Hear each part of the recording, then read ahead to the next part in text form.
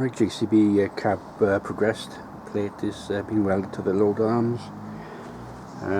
Welding is almost complete. The frame. There's filling left to do.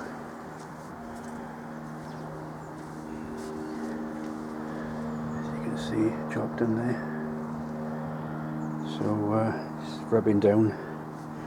I've welded along, strengthened top of the cab. It's ready to be filled and rubbed,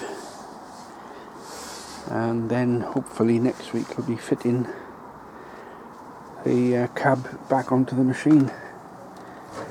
I need to make a little bit of room because I got a project I want to bring back.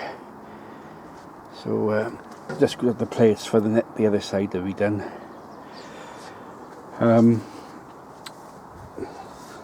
Most of the hydraulic pipes have been changed. The next biggest job, apart from refitting the cab, will be renewing the clutch. There's excessive travel on the pedal. As you can see, she's got new tyres all round now.